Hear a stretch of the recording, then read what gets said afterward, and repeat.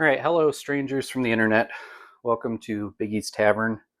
So we got a lot of weird looks from customers at Costco today when we purchased this Stern Star Wars Home Edition Plus pinball machine. Um, I haven't seen a lot of videos on the internet of people that have actually purchased one, so I thought this might be kind of interesting to get our perspective on it. And for context, this is not our first pinball machine. We've actually had 6 pinball machines, ranging from Gottlieb Street Fighter 2, Data East Hook, a Sega Maverick, a Stern Transformers Pro, and a Stern Munsters Pro. So we're certainly not pinball noobs, although my playing skill might suggest that. But yeah, I thought it'd be interesting to try to compare this to some of the other machines that we've had in the past, including Munsters Pro, which is a modern pro commercial grade Stern pinball machine, and to see how this kind of fares. And spoiler alert, it's good. I like it. All right, so the playfield itself looks just like a commercial grade pinball machine. It's the same size as one of their pro machines. It shoots like a pro pinball machine. Differences you might notice from a pro machine. One is that the slingshots actually fire at the same time.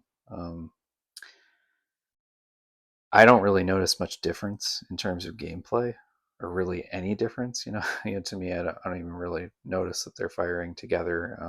The ball still shoots back and forth between them and whatnot. There's not necessarily as many toys as you might find. There's not like the interactive toys that you might find. But in some ways, I think that's good because there's less stuff to break. There's a really neat feature on here where you see this ball up here. There's actually a passive ball lock, which is great because on our Transformers Pro, that was one of the problems we had. There's this like Megatron ball lock in it, and we had some issues with the optos in that, recognizing that a ball had actually appeared. It was like an ongoing maintenance headache. You're not going to have that issue here because there's just a switch there that so the system knows when the ball is actually being held, and then you knock that ball out with another ball. So there's really very little that can break, which for a home machine, for a regular consumer who's not necessarily a pinhead, I think that's fantastic. Um, you got this little TIE fighter sort of bash toy over here. Again, it's not interactive at all, but it's not something that's going to break either.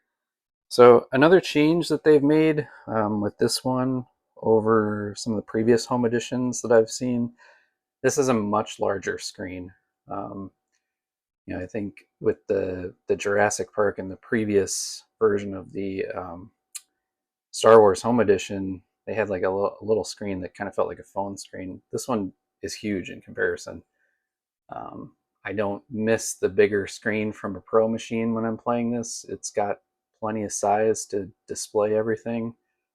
It's pretty good. Okay, also, unlike some of the older Home Edition machines, this one actually has a coin door with coin slots in it, though there's no coin mechs. So they're just for decoration, but they look great. They're lit up. From where you're playing, it looks like that's a real pro machine with a real coin door. So it just kind of adds to the experience. And I will open up the coin door for you guys too, so you can see what the inside of that looks like. By the way, they do give you a keychain, so if you have multiple machines, you know which machine your keys are for. So we'll open it up. It has your typical service menu buttons here. The service menu actually works just like it does on other machines. So you hit the menu button up on the LCD screen, and you can go into your audits, device tests, diagnostics, etc. Volume control in here as well. And you can see here's the kind of placeholder for the coin mechs. Inside, there's a wall right here, so I don't think you'd be able to fit CoinMex in there, but that's also what allows the machine to be just slightly shorter. It's not quite as deep as a Pro machine, even though it has the same size playfield. As far as I can tell, there's just one speaker in here, which is a little bit disappointing. The speaker's not the highest quality. I like to crank these up so that I can actually hear the callouts. That's one of the best parts about having a pinball machine at home, in my opinion, is you can actually hear what's going on. A lot of times when you're in the arcade, either they have the machines turned down or it's so noisy in there that you can't really hear what's going on. So it's, I don't know, a little bit disappointing, but it's fine. I'm sure later on I could upgrade that speaker if I wanted to pretty easily. Another neat feature that they've added is the Insider Connect QR code scanner. So you can actually play with Insider Connect, earn achievements, have your score saved to online leaderboards and whatnot. It's just kind of nice. It feels like you're playing a machine at the arcade. One change from the Pro machines, you can see it looks like they're using cam locks to put this thing together rather than being glued up. And it's using MDF instead of plywood for the cabinet itself, though the playfield is actually plywood, just like a commercial grade machine. I don't have any issues with the cabinet itself being fiberboard. This is not a machine that is going to be moved around from location to location. It's not going to be moved around inside our little game room here. It's just kind of live there and be fine. And this is a climate controlled room. I'm not worried about the fiberboard swelling or anything. We have several other machines in here. They're all fiberboard as well. I've never had a problem with that. So from a durability standpoint for a home machine, I think it's more than adequate. Unfortunately, we didn't do an unboxing video, but you can find a setup video on Costco's website where they show how to put it together and everything. One thing I thought was kind of neat with this versus setting up some of the other machines that we've had is they actually have a little hole up here underneath the back box for you to deposit balls into the playfield. So a normal person that's not familiar with pinball doesn't have to immediately pull the playfield glass off in order to put the balls in. You can just kind of drop them in the hole there. I think it's a really nice touch, because from a setup perspective, between the video that they have and the ease of getting it together without really having to take the playfield glass off. I mean, of course, if you wanted to level the machine side to side, you're going to want to do that on the playfield itself rather than on the glass. But in terms of getting the machine set up, it was super simple, and something I think somebody that's not an experienced pinball owner would be more than capable of doing. I think the light show in attract mode looks pretty nice, just like one of their Pro machines. Here it is with the lights off in the tavern. Yeah, it's got like a nice little attract mode to it. All right, I'm playing. Okay. Deal.